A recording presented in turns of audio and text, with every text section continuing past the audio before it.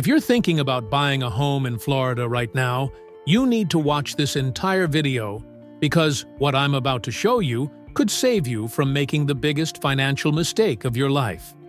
5 cities across Florida are showing warning signs that most people are completely ignoring.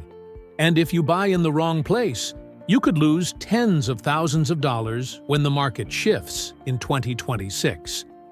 I'm not here to scare you, but the data doesn't lie.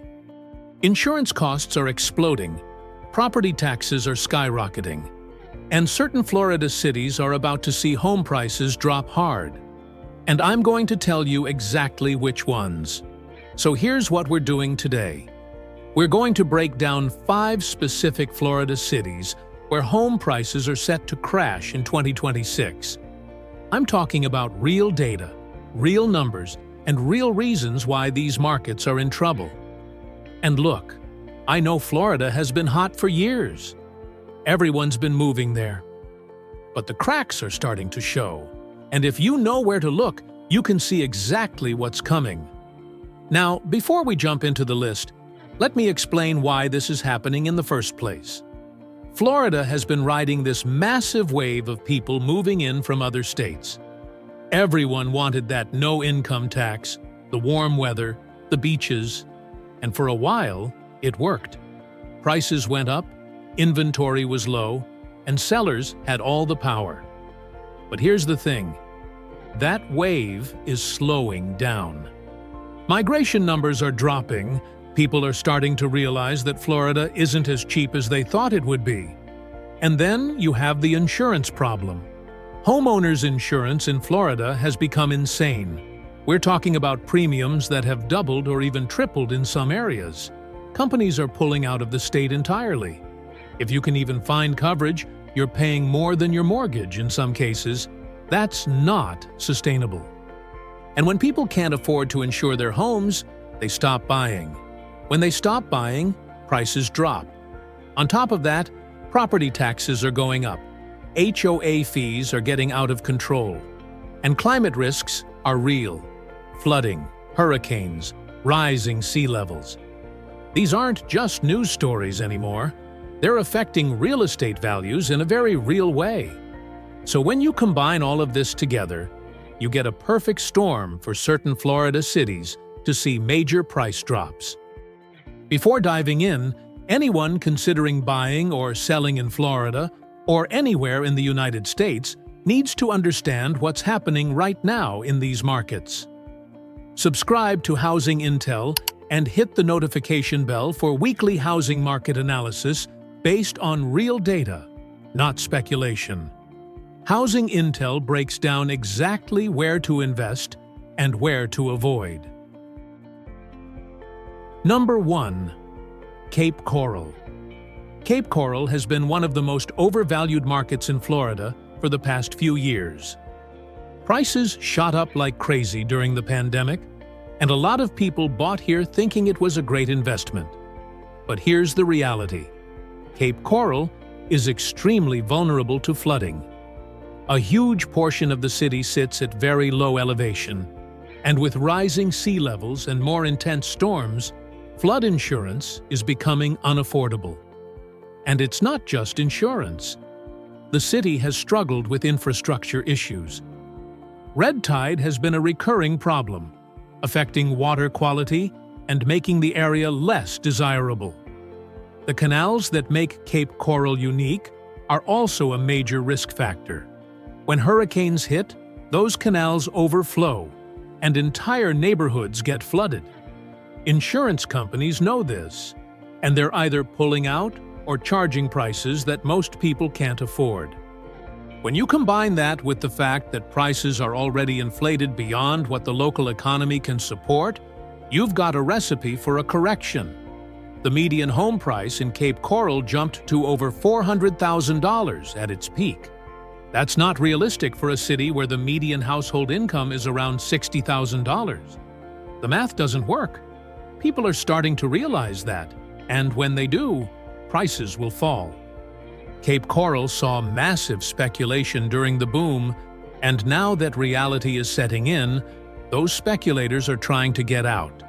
That means more inventory, fewer buyers, and falling prices. Number 2. Port St. Lucie. Port St. Lucie is another city that got way too expensive way too fast. This place became a hot spot for people leaving South Florida because it was more affordable. But now, it's not affordable anymore. Prices have gone up so much that locals can't compete with out-of-state buyers, and those out-of-state buyers are starting to pull back. Here's what's happening. Interest rates are still high, and people are realizing that paying $500,000 for a house in Port St. Lucie doesn't make sense when you factor in insurance, taxes, and maintenance. The city is also at risk for hurricanes, and insurance companies know that. Premiums are going up, and some companies won't even offer coverage in certain areas. And then there's the job market. Port St. Lucie doesn't have a strong local economy. Most people who live here commute to other cities for work, or they're retirees. But retirees are on fixed incomes, and when costs go up, they can't keep up. The city also has a lot of new construction, which means inventory is increasing. Builders went crazy during the boom, and now there are more homes than buyers. More supply, less demand equals lower prices. It's basic economics. Port St. Lucie also lacks the amenities that people expect when they're paying $500,000 for a home. There's not much culture, not many good restaurants, and limited entertainment options. People are starting to ask themselves why they're paying so much to live in a place that doesn't offer much. And when that question starts getting asked, prices drop. Port St. Lucie is set for a correction, and it's going to hit harder than people think. Number 3. Lakeland. Now, Lakeland might surprise you on this list because it's been growing and people see it as an affordable option between Tampa and Orlando. But that's exactly the problem. Lakeland has been marketed as the cheap alternative, and prices have gone up so much that it's not cheap anymore. Here's the thing about Lakeland. It doesn't have its own strong economy. It's a pass-through city. People live there because they can't afford Tampa or Orlando, and they commute to those cities for work. But when you're spending 2 hours a day in traffic and paying high gas prices, that affordable home suddenly doesn't seem like such a good deal. Lakeland also has serious infrastructure problems. The roads can't handle the growth. Traffic is getting worse every year, and the city hasn't invested enough in public transportation or road improvements. The schools are overcrowded, and the crime rate is higher than people expect. When families are looking for a place to settle down, they're starting to choose other cities over Lakeland. And let's talk about insurance. Lakeland is inland, so people think they're safe from hurricanes. But the city has major flooding issues. When hurricanes hit the coast, all that water moves inland, and Lakeland gets hit hard. Insurance companies know this, and premiums are going up. Add in the fact that a lot of the homes in Lakeland are older and need repairs, and you've got a situation where people are paying more than they expected. The other big issue is that Lakeland attracted a lot of investors during the boom. They bought properties thinking they could rent them out or flip them for a profit. But now those investors are realizing that the rental market is soft and flipping isn't as easy as it used to be. Quick pause here. For anyone watching who lives in one of these areas, drop a comment sharing what's actually happening on the ground. Have insurance premiums really doubled? Are homes sitting on the market longer? These real-world insights from locals help everyone in the housing intel community make better decisions. And if this analysis is providing value, hit the like button so this video reaches more people who need to see it before making a costly mistake. Number 4. Punta Gorda. Punta Gorda is a small city on the southwest coast of Florida, and it became popular with retirees looking for a quiet place to live. But quiet doesn't mean safe, and Punta Gorda has some serious problems that are about to catch up with it. First, this city is in one of the most hurricane-prone areas in Florida.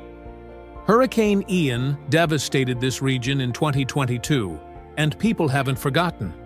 Insurance companies definitely haven't forgotten. Premiums in Punta Gorda have skyrocketed, and some insurers won't cover homes here at all. If you can't get insurance, you can't get a mortgage. And if you can't get a mortgage, home values drop. Punta Gorda also has a very limited economy. It's a retirement community, which means there aren't many jobs for younger people. The city relies heavily on retirees moving in, but that's slowing down. Retirees are looking at the total cost of living, and when they see insurance premiums of $10,000 or $15,000 a year, they're choosing other places. Arizona, the Carolinas, even other parts of Florida are starting to look more attractive. The city also lacks the amenities that even retirees want. There aren't many good restaurants, shopping is limited, and healthcare facilities are stretched thin. When you're retired and paying a lot of money to live somewhere, you want convenience and quality of life. Punta Gorda is struggling to provide that. And here's the kicker. Punta Gorda saw a huge influx of buyers during the pandemic. Prices went up fast, and a lot of people overpaid. Now, those same people are trying to sell, and they're finding out that buyers aren't willing to pay what they paid. Inventory is piling up, homes are sitting on the market longer, and sellers are starting to drop prices. This is just the beginning. By 2026, Punta Gorda is going to see significant price declines, especially in the areas most vulnerable to storms and flooding. Number 5. Tampa. Now, Tampa is going to shock a lot of people on this list because it's been one of the hottest markets in the entire country. But that's exactly why it's on here. When a market gets too hot, too fast, a correction is inevitable. And Tampa is overdue. Let's talk about what's happening in Tampa right now. Home prices have more than doubled in some neighborhoods over the past 5 years. That kind of growth is not sustainable. The median home price in Tampa is now over $450,000, and in some areas, it's well over $500,000. But the local economy doesn't support those prices. The median household income in Tampa is around $70,000. Do the math. People can't afford these homes. Tampa also has massive insurance problems. The city is right on the water, and it's extremely vulnerable to hurricanes. Insurance companies are pulling out of Florida entirely, and the ones that stay are charging insane premiums. We're talking about $10,000, $15,000, even $20,000 a year for homeowners insurance in some parts of Tampa. When your insurance costs as much as your mortgage, something has to give. And then there's the traffic. Tampa has some of the worst traffic in Florida. The infrastructure can't handle the growth. Roads are packed, commute times are getting longer, and the city hasn't invested enough in public transportation. People are getting tired of spending hours in their car every day. Tampa also saw massive speculation during the boom. Investors bought up properties thinking they could flip them or turn them into short-term rentals. But the market is cooling off. Homes aren't selling as fast, and investors are starting to panic. When investors panic, they dump properties on the market. That floods the supply, and when supply goes up and demand goes down, prices crash. The other issue is that Tampa is becoming unaffordable for locals. The people who grew up in Tampa can't afford to buy homes there anymore. Young professionals are leaving for cheaper cities. And when the local workforce leaves, businesses struggle and the economy weakens. That puts even more downward pressure on home prices. Tampa is also dealing with rising property taxes. As home values went up, so did tax assessments. Homeowners are getting hit with huge tax bills, and many of them can't afford it. When people can't afford their property taxes, they sell. And when a lot of people sell at the same time, prices drop. Look, Tampa is still a great city with a lot to offer, but the market got way ahead of itself. Prices went up too fast, and now reality is setting in. By 2026, Tampa is going to see a significant correction. It might not crash as hard as some of the other cities on this list, but it's definitely going to come down.